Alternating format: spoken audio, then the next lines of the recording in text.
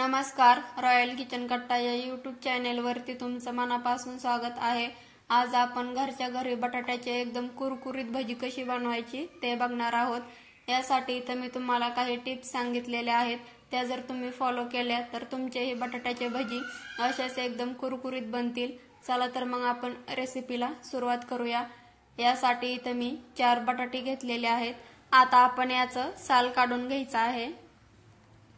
पावसाळ्यात सायंकाळच्या वेळेत चहा सोबत काहीतरी चटपटीत खाण्याची इच्छा प्रत्येकाचीच होत असते, तर त्यावेळेस तुम्ही बटाट्याची अशी कुरकुरीत भजी करून चहा सोबत खाऊ शकता। अनेकांना बटाट्याचे भजी हे खायला फार आवडतात, पण ते तेलकट बनतात किंवा तेल जास्त पितात, त्यामुळे ते शक्यतो बटाट्याचे भजी करणं टाळतात। जर तुम्ही मी सांगितल्याप्रमाणे कृती केली तर तुमचेही बटाट्याचे भजी एकदम कुरकुरीत बनतील आणि अजिबात तेलकट होणार नाहीत।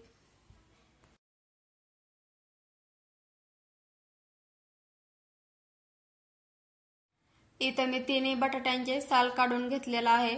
आता हे बटाटे आपण किसणीने किसून घ्यायचे आहेत। तुम्ही बटाट्याचे भजी हे अशा पद्धतीने किसणीने किसून देखील करू शकता किंवा बटाट्याचे काप करून देखील भजी बनवू शकता। जर तुम्ही बटाट्याचे काप करून भजी बनवत असाल तर त्याला आपल्याला 10 ते 15 मिनिट पाण्यामध्ये भिजवत ठेवावे लागते। त्यामुळे तुम्ही जर अशा पद्धतीने बटाटे किसून भजी बनवत असाल तर याला अजिबात पाण्यामध्ये भिजवत ठेवण्याची गरज पडत नाही। इथं मी सगळे बटाटे किसणीने किसून घेतलेले आहेत। आता याला आपण स्वच्छ पाण्याने धुवून घ्यायचं आहे। इथं मी हे किसलेलं बटाटा 2 ते 3 वेळा स्वच्छ पाण्याने धुवून घेतलेला आहे। आता हा बटाट्याचा किस आपल्याला असा दाबून घ्यायचा आहे किंवा पिळून घ्यायचा आहे। यामध्ये थोडंही पाणी ठेवायचं नाही।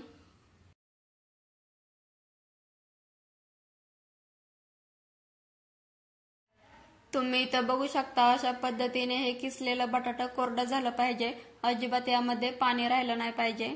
आता आपण यामध्ये बारीक चिरलेला कांदा टाकून घेऊया। तसेच इथं मी मिरच्यांचे तुकडे करून घेतलेले आहेत, तुम्ही मिरच्यांची पेस्ट देखील करून घेऊ शकता। आता आपण बारीक चिरलेली कोथिंबीर टाकायची आहे। थोडंसं चवीनुसार मीठ, थोडीशी हळद आणि भजी एकदम खमंग लागण्यासाठी आपण इथं ओवा टाकणार आहोत। ओवा टाकल्यामुळे भजी हे एकदम खमंग लागतात।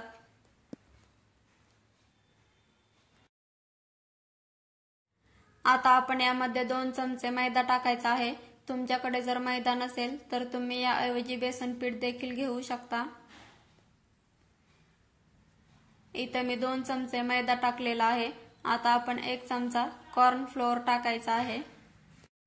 आता हे आपल्याला मिक्स करून घ्यायचं आहे, एकजीव करून घ्यायचं आहे। इथं आपल्याला यामध्ये पाणी ओतण्याची अजिबात गरज पडत नाही।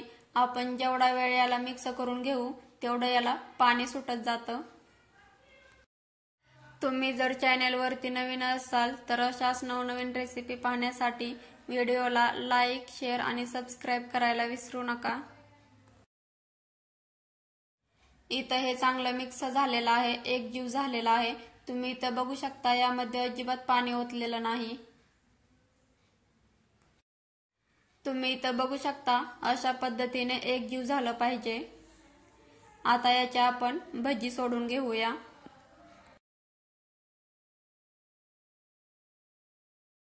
इथं मी तेल गरम करून घेतलेलं आहे। आता एक एक करून आपण भजी सोडून घ्यायची आहेत। भजी फ्राय करत असताना आपल्याला गॅसची फ्लेम ही मीडियम ठेवायची आहे।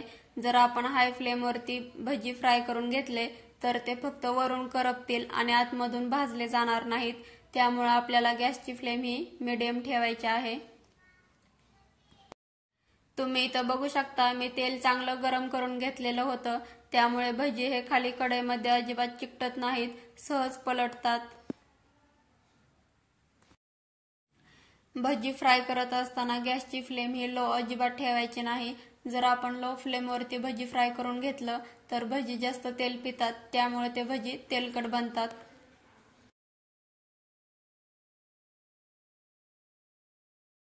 जोपर्यंत भाज्याचा कलर बदलत नाही तोपर्यंत आपण याला फ्राय करून घ्यायचा आहे। तुम्ही इथं बघू शकता, भजी फ्राय झालेल्या आहेत।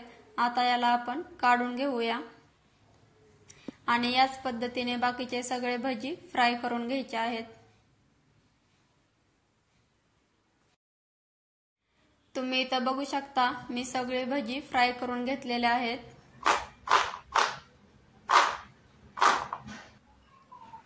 एकदम कुरकुरीत बनलेले आहेत। एकदम साधी सोपी रेसिपी आहे आणि एकदम झटपट बनणारे आहे, त्यामुळे तुम्ही ही रेसिपी घरी नक्की करून बघा।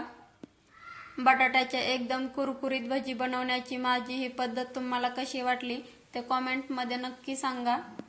इथं मी एक भजी तुम्हाला ओपन करून दाखवते। तुम्ही इथं बघू शकता आतमधून सुद्धा हे भजी चांगले फ्राय होतात, अजिबात कच्चे राहत नाहीत। चला तर मग भेटूया अशाच एखाद्या मस्त आणि कुरकुरीत रेसिपी सोबत।